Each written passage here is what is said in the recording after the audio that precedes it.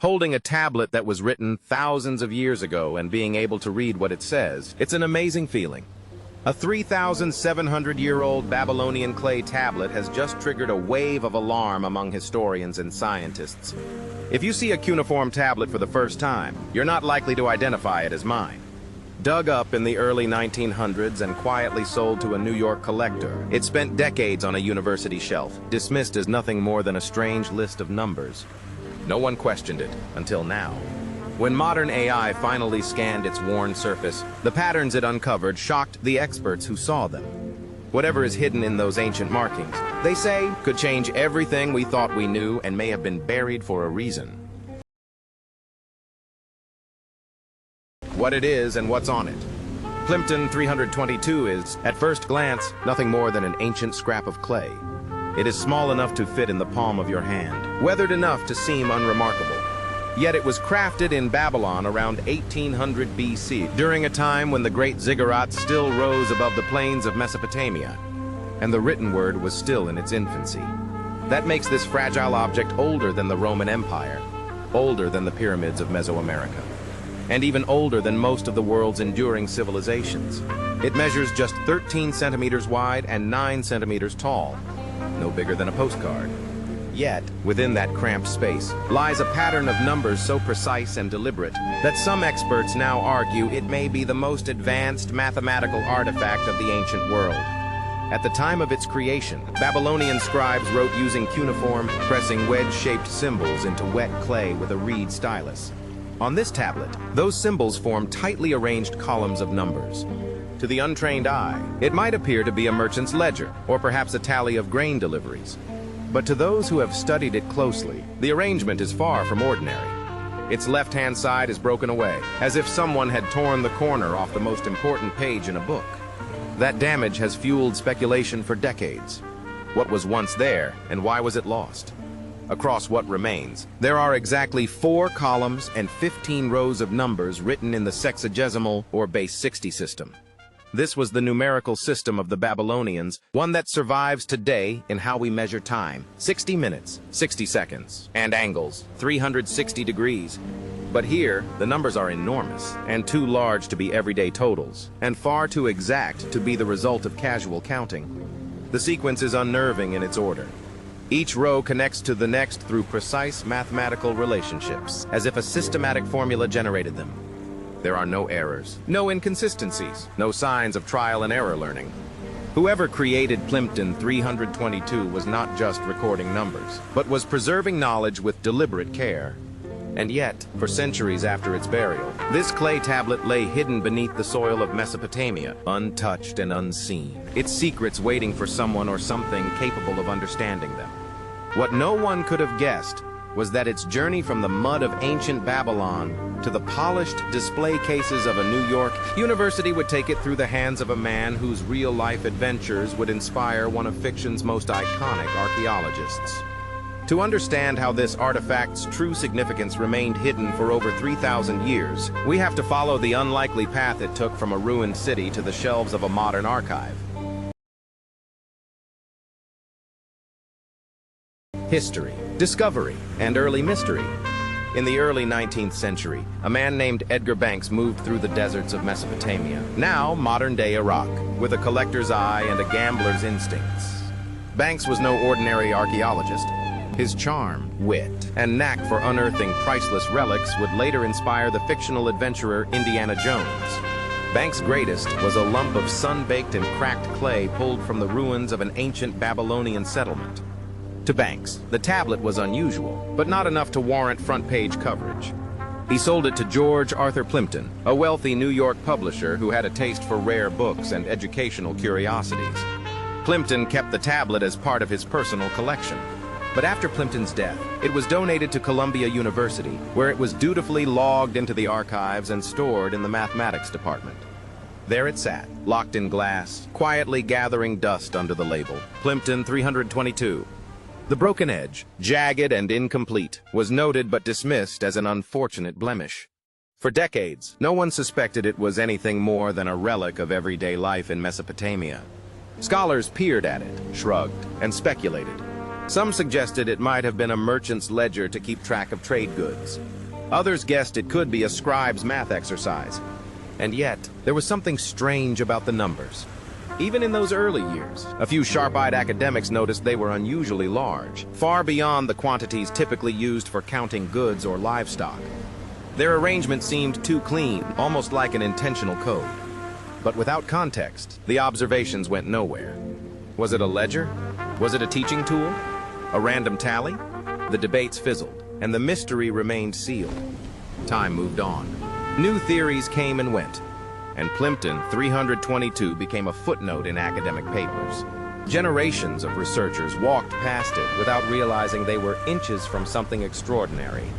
What no one saw was that the broken edge might not have been the result of simple damage. If the missing section had carried more numbers or even instructions, then the surviving portion wasn't the whole story, but just the visible fragment of something with a purpose. The rest might have been intentionally removed, lost to history, or hidden long before Banks ever found it. The irony is that the greatest clue was in plain sight. The numbers themselves were not random. They were deliberate and followed a mathematical structure that no ancient civilization was supposed to understand until centuries later. But it would take a new generation of mathematicians, armed with fresh questions, new AI tools, and a willingness to challenge academic dogma, to finally see the pattern for what it was. When that moment came, the dusty old list of numbers would suddenly become something else entirely. Something terrifying. Mathematical significance. It began quietly in the 20th century. A few mathematicians were studying high-resolution photographs of Plimpton 322. At first glance, it appeared to be nothing more than a column of strange, random numbers. But as they examined it more closely, something unexpected became clear. The numbers weren't random at all. They followed a precise mathematical rule, one so perfect it was almost unsettling. Each row on the tablet contained 3 numbers. Together, they fit the equation taught in modern classrooms for right-angled triangles. The square of the short side plus the square of the long side equals the square of the diagonal. In symbols, this is written as S2 plus L2 equals D2, where S is the short side, LL is the long side, and D is the diagonal, or hypotenuse. These were not rough estimates or close guesses. They were exact values, known today as Pythagorean triples, which are sets of 3 whole numbers that perfectly satisfy this formula. Students today see examples like 3, 4, 5 in trigonometry class. But the numbers on this ancient tablet were far larger and far more precise. One example stood out immediately, found in the 4th row of the tablet. 12,709, 13,500, and 18,541. If you take each number and multiply it by itself, squaring it, then add the first 2 results together, the sum exactly matches the square of the 3rd number, right down to the last unit. There was no rounding, no mistakes.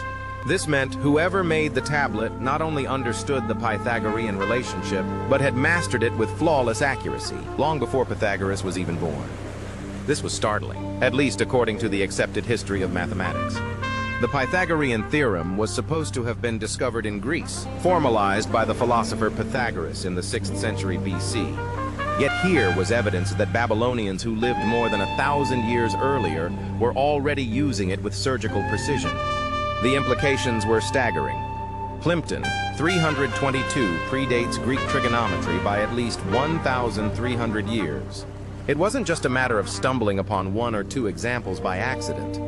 The numbers followed a deliberate sequence, each row related to the next in a methodical progression. Whoever created it had a system for generating these triples, and they used the sexagesimal base 60 number system to express them with extraordinary accuracy. This base 60 system wasn't a quirk, but an advantage. 60 is divisible by more integers than 10, allowing fractions to be expressed more cleanly. That meant the Babylonians could work with ratios in ways that eliminated the rounding errors plaguing early Greek trigonometry. In some cases, their approach was more precise than the methods taught in classrooms today. The numbers were also ordered from steep to shallow, almost like a reference guide. If you needed a specific ratio for a triangle, you could find it instantly. That kind of structure definitely implied use. Someone 3,700 years ago was building, measuring, or predicting something that required the flawless geometry of right triangles. The existence of the table raised more questions than it answered. Why would the Babylonians go to such lengths to create it? Was it purely academic, meant for the education of scribes? Was it a tool for architecture, for laying out the perfect angles in ziggurats and canals? Or did it have another purpose that required this much precision for reasons we no longer understand?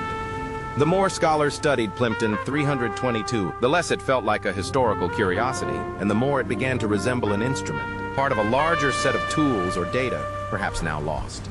Some feared that if the rest of the original tablet were ever found, it might answer those questions. Others feared it might tell us more than we want to know, because if the Babylonians built this with purpose, then the real mystery isn't how they did it, but why they needed it at all. Possible uses of the tablet. For decades, the meaning of Plimpton 322 was a matter of speculation. Once its Pythagorean nature was uncovered, the debate shifted from what it is to why it exists. That question, it turns out, is far more unsettling. One theory paints it as an elite training tool for a select few entrusted with the most complex calculations in the Babylonian world. Imagine a classroom not of dusty chalkboards, but of clay, where students etched perfect triples into tablets as part of a rigorous, almost secretive education. In such a system, Plimpton 322 wouldn't just be a math problem set, but a key handed down to those who would later shape the physical and political landscape of Mesopotamia. Another possibility was that it was a working manual for the builders of the ancient world. Babylon wasn't just a city, but a hub of monumental architecture. Towering ziggurats, intricate canal systems, and massive temple complexes rose from the plains, each demanding flawless engineering. Angles had to be true, foundations level, proportions exact. With its ordered list of triangle ratios, Plimpton 322 could have been a construction reference ensuring that colossal structures not only stood, but endured. In that role, it would have been a tool of power, and whoever controlled it could control the very shape of the city. Norman Wildberger, a mathematician who later worked with Daniel Mansfield, offered another angle. According to him, the tablet was a trigonometric table, but not in the way we think of trigonometry today. Instead of relying on angles and degrees, or on messy, imprecise concepts in a base 60 system, the Babylonians used pure ratios. The theory gained more weight with the discovery of a related tablet, C427. Found in the archives of a long-forgotten city, 427 turned out to be a surveying map that used Pythagorean triples to mark out land boundaries with exacting accuracy. This wasn't abstract theory, but math in action, solving real-world disputes over who owned what. In a society where land meant wealth, status, and survival, such a tool was as politically charged as it was technically advanced. Put together, these theories form a picture that is difficult to ignore. Plimpton 322 wasn't just a list of numbers. It was a multi-purpose, high-precision instrument. It could educate the elite, guide the construction of mega-projects, and settle disputes over territory. That kind of versatility points to a civilization where mathematics wasn't a passive curiosity, but a force woven into governance, infrastructure, and control. And yet, even these possibilities feel like surface-level explanations. Yes, we know it could build temples and map fields, but could it also chart the stars? Predict eclipses? Plan something larger, more coordinated, and more dangerous than mere architecture? Because the more researchers considered these uses, the more they realized they might be holding only one piece of a much bigger puzzle. The broken edge of Plimpton 322 showed that it had once been part of something complete, and even more precise than what we see now. If the missing data could be restored, it might answer the question of why the Babylonians needed such mathematical perfection. Or it might reveal a purpose that modern science isn't ready to confront. That's when Dr. Daniel Mansfield stepped into the picture, determined to follow the clues, and what he uncovered would shake the entire story loose. Enter Dr. Daniel Mansfield. When Dr. Daniel Mansfield first crossed paths with Plimpton 322, it wasn't during some grand archaeological dig. He was not knee-deep in Mesopotamian ruins or unearthing clay fragments from the sands of Iraq. Instead, Mansfield, then a senior lecturer in the School of Mathematics and Statistics at UNSW Sydney, was doing something far more ordinary. He was preparing coursework for his students. But in academia, chance encounters can change the course of a career. While browsing ancient mathematical sources to enrich his teaching, Mansfield stumbled across an image of a weathered clay tablet stored far from its birthplace. Most people would have seen a damaged rectangle of baked earth covered in faded cuneiform. Mansfield saw something else. The precision of the numbers was impossible to ignore. They weren't just orderly, but followed a logic and harmony that spoke of deliberate and exact construction. Mansfield was intrigued and dug deeper. Figuratively at first, he soon discovered that this wasn't some obscure, dusty relic. Plimpton 322, as it was called, had already puzzled scholars for decades. But where others saw a curiosity, he saw an instrument from a civilization 3.5 millennia gone. His work caught the attention of Professor Norman Wildberger, a colleague with his own radical ideas about trigonometry. The two began to piece together the tablet's real significance. By 2017, their research culminated in a paper that would ripple through the mathematical and archaeological worlds. Plimpton 322 is Babylonian exact sexagesimal trigonometry. The title was as bold as its claim. Mansfield was stating that the Babylonians had developed a trigonometric table not based on angles, like the Greeks would later use, but on ratios. The result was a system immune to the rounding errors that plagued later methods, and one that predated Greek trigonometry by over 1,500 years. It was a bold revision of history, and it wasn't just theory. Mansfield began to suspect that Plimpton 322 was part of a wider network of mathematical tools the Babylonians used for practical, powerful purposes. That suspicion grew into a quest. His search led him to another tablet, designated Sci-427. Tracing its journey through excavation records, Mansfield followed a trail of paperwork and fading field notes all the way to Istanbul. The artifact was buried not in the sand, but in the archives of the Museum of the Ancient Orient. In 2018, he received a photograph, and a year later, he was standing in front of the real thing, holding Psi 427 in 2019. Mansfield felt the weight of history, both literal and symbolic. He described the experience as emotionally conflicting, as he was touching something crafted by hands nearly 4 millennia ago. He also knew that the slightest mishap could destroy an irreplaceable key to the past. And this was no abstract mathematical exercise. Psi 427 was a land surveyor's field plan, showing the use of Pythagorean triples to map boundaries with exact precision. Lines were straight, corners were true, and plots were neatly divided, 3,700 years before modern surveying instruments. This wasn't just knowledge, but applied science. The Babylonians weren't experimenting, but were executing. They were using geometry to settle property disputes, to manage resources, and to construct monumental works. These tablets weren't academic exercises, but tools of administration, governance, and perhaps something more. By 2021, Mansfield's work had rewritten parts of the history of mathematics. The narrative of mathematical progress, long thought to begin in ancient Greece, now had to start in Mesopotamia. The Babylonians had not merely stumbled upon these principles, but had mastered them. And yet, even with these breakthroughs, a shadow hung over the research. The missing edge of Plimpton 322 still taunted scholars. What was on those lost columns? What else had the Babylonians calculated? Mansfield had theories, but no proof. Not yet. Then came a turning point that would change the investigation entirely. It wasn't a discovery in a dig site or a museum archive. It came from the digital realm.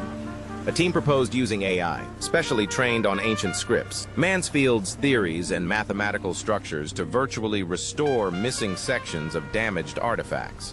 In theory, it could reconstruct the broken edge of Plimpton 322 with startling accuracy.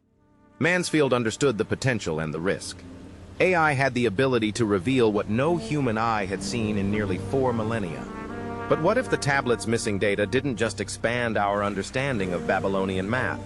What if it exposed why such advanced knowledge was recorded in the first place? When it did, the results would force even Mansfield to question whether the tablet's message should have been uncovered at all. AI cracks the code, and it shouldn't exist. When the AI's analysis of Plimpton 322 was complete, the team expected fragments, hints, maybe a few rows partially reconstructed. What they got instead was a shock. The machine didn't just read the ancient text, but restored it. By comparing the surviving cuneiform strokes to a massive library of digitized inscriptions and mathematical patterns, the AI predicted exactly how the tablet's broken edge once looked. The missing columns, which were gone for almost 4,000 years, materialized on a screen with every number fitting perfectly into the existing sequence. The result was a mathematically flawless table, its logic unbroken from start to finish. For over a century, human scholars had debated and guessed at its purpose. Now, a non-human intelligence had solved it in days. That fact alone unsettled the researchers. It suggested something no one wanted to say aloud. Maybe the tablet's contents had been out of human reach for a reason. Maybe, in some sense, this was knowledge that had been allowed to disappear, and what the AI revealed wasn't just complete, but superior. The Babylonians weren't using our familiar decimal system with rounded approximations. They calculated in base 60, a sexagesimal framework that allowed for cleaner, exact ratios where modern methods introduce errors. In some cases, the reconstructed values were more precise than those generated by contemporary calculators. It wasn't primitive mathematics, but elegant, optimized, and arguably better than what's in textbooks today. That meant the ancient civilization might have been operating on a level we still haven't matched. Worse, somewhere along the way, humanity abandoned it. The AI also revealed an intentional structure behind the tablet's numbers.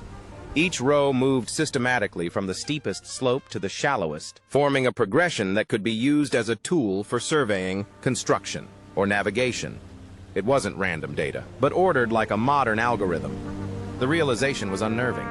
The logic of Plimpton 322 behaved more like a piece of software than a scribe's exercise. Even more disturbing, the formatting showed no sign of experimentation or trial and error. This wasn't a prototype, but was standard practice, implying that whoever made it was working within a culture where such knowledge was common among the educated elite. If this was their baseline, then what more advanced systems might they have possessed? Locked away in tablets that haven't survived? Finally, there was the historical shockwave. Plimpton 322 predates Greek trigonometry by more than a millennium. The Greek system worked with angles and degrees, introducing the very complexities and approximations the Babylonians had already avoided. The AI-confirmed tablet showed a method that was faster, cleaner, and free from the pitfalls that would frustrate mathematicians for centuries to come. The question was no longer how the Babylonians discovered this, but how they could have understood it at all. By the limits of our historical models, this level of mathematical sophistication should not have existed in 1800 BC. And yet, it had. If a civilization this ancient could design such a system and institutionalize it, then the tablet is not the end of the story. It's a clue. The real question is, what else were they calculating? And why? What the Babylonians left behind wasn't just math. What the Babylonians left behind was not just math. It was power, carved into clay. The discovery of Swader 427 makes this clear. This 3,700-year-old tablet was created during a land dispute. It was not a piece of abstract theory, but a legal document. On its surface was a clay map of a field with precise measurements. These measurements were written using the same base 60 system found on Plimpton 322. This was mathematics being used as a weapon, a tool to decide who owned land, who controlled wealth, and who inherited property. In the wrong hands, it was not just knowledge. It was a means of total control. Plimpton 322 and Sci 427 together reveal something much bigger than two impressive artifacts. Plimpton 322 is a reference table, a collection of exact mathematical truths. Sci 427 is the practical side, showing how those truths were applied to set boundaries, solve disputes, and enforce decisions. This was not random brilliance. It was a planned system, compact, repeatable, and built to last. The most unsettling possibility is that it was meant to survive. The Babylonians may have sealed this knowledge in clay so it could be rediscovered in the distant future. These tablets were not separate curiosities, but parts of a complete applied science toolkit woven into the legal, political, and economic life of the ancient world. The question is unavoidable. Was it lost by accident or buried on purpose? If the latter is true, it means the Babylonians foresaw their own collapse and encoded their civilization's intellectual backbone into a medium they knew would survive millennia. They baked it into clay that was unchanging and immune to fire and flood, set for whoever might come after. And here's where it turns from fascinating to frightening. Math, when it becomes the spine of governance, strips away negotiation, empathy, and human error. It turns decision-making into something cold, precise, and final. Imagine a society where land, law, and power are determined not by debate, but by equations, where the system cannot be bribed or persuaded, but also cannot be reasoned with. The most disturbing thought is not that this system vanished, but that we buried it. Perhaps our ancestors found it too rigid, too alien, too dangerous to keep. Perhaps they understood it could outlast them, even rule them. And maybe, in the long chain of history, we chose to forget. Yet, here it is again, dragged into the light by AI. If 2 clay tablets can reveal this much, what lies hidden among the tens of thousands still sitting in museum vaults and private collections? How much deeper does this rabbit hole go? And what will we find when we reach the bottom? What do you think about this discovery? Feel free to share your thoughts with us in the comments section. Want more videos like this? Then subscribe to the channel for more eye-opening stories. Thank you so much for staying with us till the end. See you in the next video.